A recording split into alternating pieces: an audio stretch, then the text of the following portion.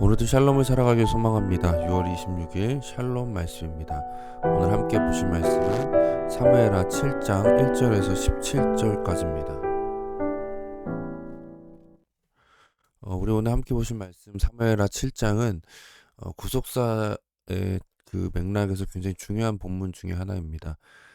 구속사 맥락으로 본다는 건 하나님께서 약속하시고 성취하시는 그 구원의 여정을 함께 성경 전체의 맥락 안에서 보는 것인데, 여기에서 굉장히 중요하게 언급되는 게 이제 하나님의 언약입니다. 아브라함과 맺으신 언약, 또 출애굽기 19장의 그 언약, 모세의 언약이라고 불리는 언약, 그리고 또 다윗의 언약, 이런 언약들이 결국에 이제 예수 그리스도를 통해서 성취되어지는 것을 이제 쭉 큰 파노라마로 본다라고 해야 될까요? 그렇게 바라보는 시각이 구속사적 맥락인데, 그 맥락 안에서 오늘 본문은 굉장히 중요한 의미를 가지고 있다라는 것을 함께 잠시 생각하면서 말씀을 보겠습니다. 여호와께서 주위의 모든 원수를 무찌르사 왕으로 궁에 평안히 살게 하신 때에 왕이 선지자 나단에게 이르되, 볼지어다 나는 백향목 궁에 살거늘 하나님의 궤는 휘장 가운데 있도다. 나단이 왕께 아뢰되, 여호와께서 왕과 함께 계시니 마음에 있는 모든 것을 행하소서 하니라. 그 밤에 여호와의 말씀이 나단에게 임하여 이르시되, 가서 내 종 다윗에게 말하기를, 여호와께서 이같이 말씀하시되, 내가 너를 위하여 내가 살 집을 건축하겠느냐. 어, 다윗은 굉장히 어, 하나님의 은혜에 대해서 아는 왕이었죠. 그래서 그 모든 원수를 무찌르고 왕의 궁에 평안히 살 때에, 그러니까 굉장히 태평성대를 이루고 있을 때에 선지자 나단을 불러서 뭐라고 말하냐면, 나는 백향목으로 지어진 궁에 살고 있는데 백향목은 당시에 가장 좋은 건축 자재라고 보면 됩니다. 하나님의 궤는 휘장 가운데 있도다. 하나님의 궤를 다윗성에 모셨지만 성막처럼 임시로 포장한 그 텐트 안에 이제 하나님의 궤를 모시고 있었던 것 같아요. 그러니까 이때 당시까지 성전이라는 개념이 이스라엘 백성들 안에 없었기 때문에 원래 방식대로 텐트 안에, 성막 안에 성막을 비슷하게 만들어서 거기에 모셔뒀던 것 같습니다. 나단이 왕께 아뢰되, 여호와께 왕께 함께 계시니 마음에 있는 모든 것을 행하소서라고 얘기하면서, 이게 무슨 얘기냐면 내가 하나님을 위해서 성전을 짓겠다라고 하는 겁니다. 근데 그때 그 밤에 여호와의 말씀이 나단에게 임하였죠. 그리고 하나님께서 그것을 거부하십니다. 내가 나를 위하여서 내가 살 집을 건축하겠느냐. 여기 중요한 단어가 나를 위하여 네가 무엇을 하겠다고 말하느냐라고, 하나님께서 굉장히 우리의 생각과 다른 그런 얘기를 하십니다. 여기서 우리가 좀 살펴봐야 될 것이 있는데, 다윗의 이 같은 그 소원, 하나님 앞에 하려고 했던 이 모든 행동이 어디에 기원된 거냐면, 사실은 고대, 그 당시 고대 사회의 주변 국가들의 풍습을 그대로 이제 거기에서 기인되어진 것입니다. 이스라엘 백성들에게 하나님께서 성전에 대해서 명하신 적이 없습니다. 성막을 지으라고 하셨었지만 성전에 대한 말씀 안 하셨거든요. 근데 당시 고대 사회에서는 보통 전쟁에서 승리한 후에 자신들이 모시는 신의 신전을 크게 지었었습니다. 왜냐하면 고대 사회의 전투는 신들의 전쟁과 같았거든요. 우리 신이 우리를 이기게 했다라고 해서 우리가 신에게 무엇인가 해드려야 되겠다라고 해서 집을 좀 마련해 드려야 되겠다. 마치 우리가 뭐 부모님 성공하고 나면 부모님 댁 뭐 집을 바꿔드린다거나 이제 이런 것처럼, 신이 우리를 승리하게 해줬으니 신의 신전을 크게 줘서 우리가 보답을 해야 되겠다라고 하는 거죠. 다윗의 그 마음에는 진정성이 있었겠지만 그 방식은 사실 하나님께서 기뻐하시는 방식은 아니었습니다. 그리고 크고 화려한 신전은 자기들의 어떤 힘을 과시하는 것이 되었죠. 그래서 하나님 뭐라 그러시냐, 내가 나를 위해서 할 것이 무엇이 있느냐라고 말합니다. 하나님은 완전하신 분이시고 모든 것의 주인이시기 때문에 사실 우리가 하나님을 위해서 할 수 있는 것이 없습니다. 그러나 우리는 자꾸만 무엇인가를 해드려서 내가 더 많은 것을 받기를 원하죠. 내가 이스라엘 자손을 애굽에서 인도해낸 날부터 오늘까지 집에 살지 아니하고 장막과 성막 안에서 다녔더니 이스라엘 자손과 더불어 다니는 모든 곳에서 내가 내 백성 이스라엘을 먹이라고 명령한 이스라엘 어느 지파들 가운데 하나에게 내가 말하기를 너희가 어찌하여 나를 위하여 백향목 집을 건축하지 아니하느냐라고 말하였느냐. 하나님 성전 필요하신 분이 아니다라는 거죠. 사실 하늘과 땅의 모든 것이 하나님의 것이기 때문에 하나님의 집은 온 세상과 같습니다.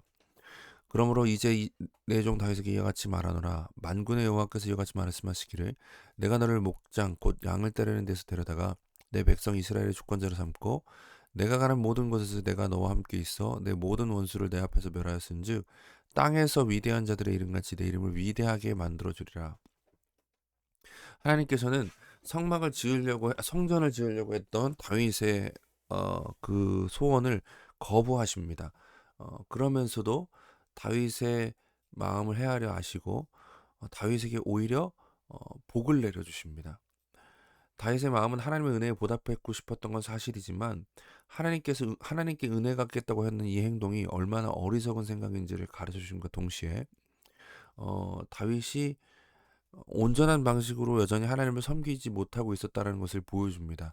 그럼에도 불구하고 하나님께서는 그 다윗의 마음을 살피시고 택하여 부르신 기름 부음 받은 자로서의 다윗의 그 지위와 그 왕위를 인정해 주시면서 이후에 더 큰 복으로 하나님께서 내려주시는 거예요. 이게 조금 이제 우리가 단순화시켜서 얘기하면 하나님께서 이렇게 말씀하시는 거죠. 내가 날 위해서 무엇을 해준다고 그것은 잘못된 생각이다. 오히려 내가 너에게 해줄 것이 훨씬 더 많이 남았다라고 얘기하는 거예요. 하나님은 오히려 모든 더 많은 것들을 주시면서 그의 생각이 어리석었다라는 것을 깨닫게 하신과 동시에 아직도 받아야 될 은혜가 많다라는 것을 알려주시고 아직도 하나님께서 너와 함께 하신다라는 사실을 다시 한번 기억시켜 주십니다. 내가 또 내 백성 이스라엘 위하여 한 것을 정하고 그를 심고 그를 거주하게 하고 다시 옮기지 못하게 하며 악한 종류로 전과 같이 그들을 해하지 못하게 하며 전에 내가 사사에게 명령하여 내 백성을 다스렸던 때와 같이 아니하게 하고 너를 모든 원수에서 벗어나 편히 쉬게 하리라. 여호와가 또 내게 이르노니 여호와가 너를 위하여 집을 짓고 내 수완에 차서 내 조상들과 함께 누울 때에 내가 내 몸에서 날 씨를 내 뒤에 세워 그의 나라를 견고하게 하리라. 다윗의 후손에 대한 그 약속도 해주시죠. 내 몸에서 날 내 씨를 내 뒤에 세울 것인데 그의 나라를 견고하게 할 것이다.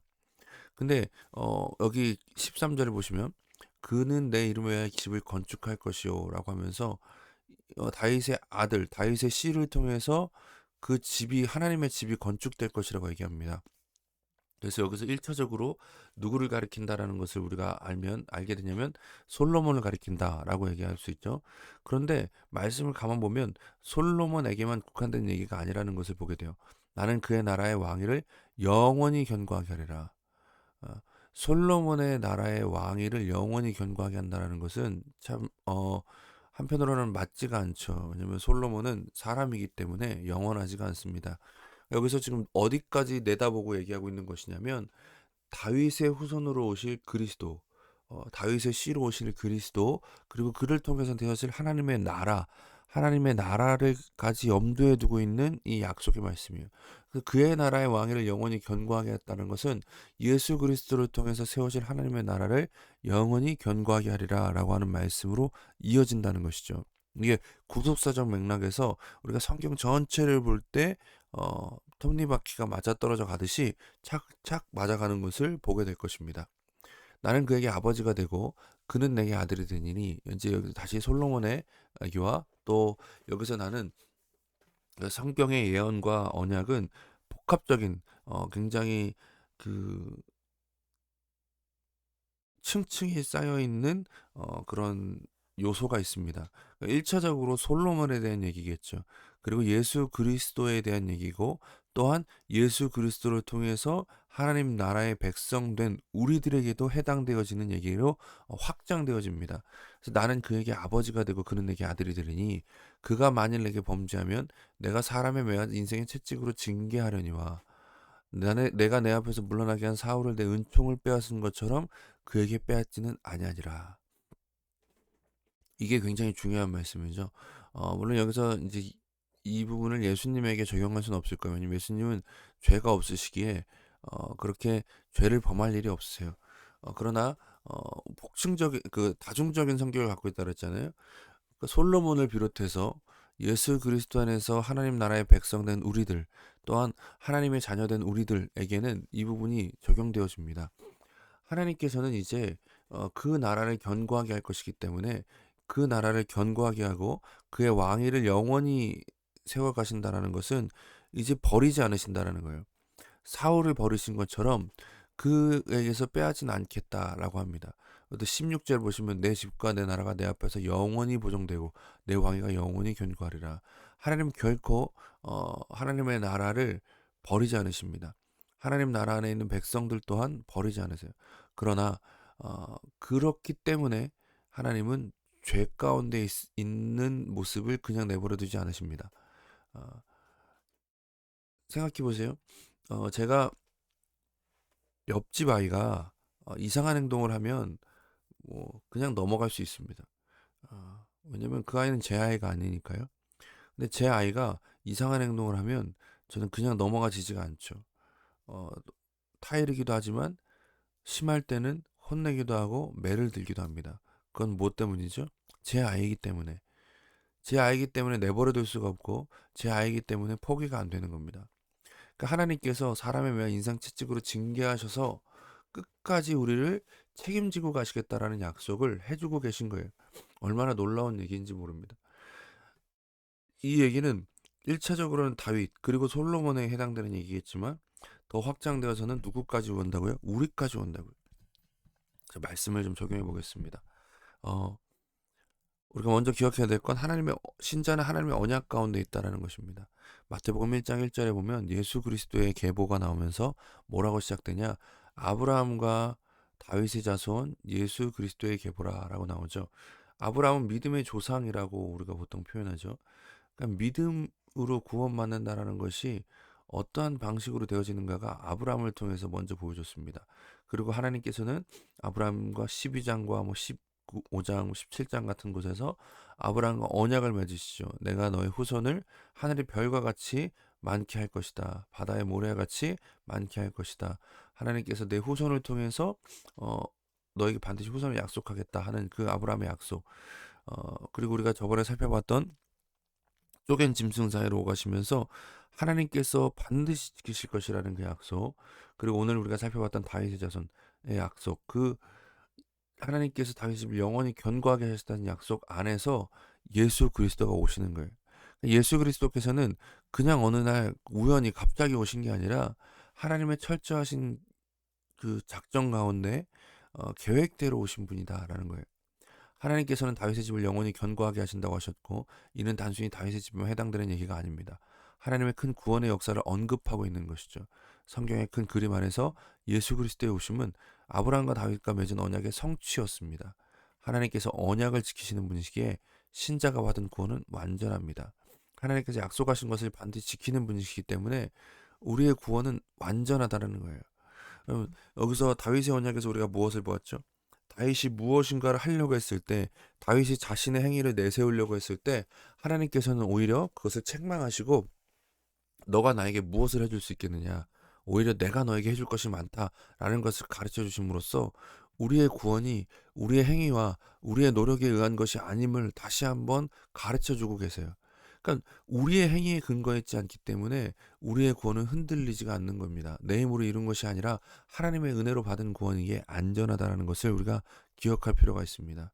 또한 동시에 구원받은 신자에게도 징계가 있다는 사실을 기억해야 합니다. 하나님께서는 다윗의 집을 영원히 견고하게 하리라고 말씀하셨지만 동시에 사람의 매와 인생의 채찍으로 징계하신다고 말씀하셨습니다. 우리가 처한 고난과 우리가 처한 모든 어려움들은 다 사람과 우리 인생에서 주어지는 것이잖아요. 하나님께서는 구원하신 신자를 자라게 하십니다. 징계는 자라는 과정 가운데 필요한 것입니다. 징계는 결코 포기하지 않는 사랑에서 비롯된 것임을 기억하고 징계하신 하나님께서 감사하며 하나님의 언약을 붙잡고 끝까지 주어진 삶을 살아가기를 소망합니다. 함께 기도하겠습니다. 먼저 하나님의 은혜에 감사하며 하나님의 언약을 믿고 우리가 어떤 은혜 가운데 있는지를 늘 기억하고 살게 해달라고 기도하겠습니다. 또한 우리를 자라게 하시는 하나님을 바라보며 고난 가운데 있을 때에도 그 고난의 의미와 목적을 알게 하시고 감사함으로 견디며 나아가게 해달라고 같이 함께 잠시 기도하겠습니다.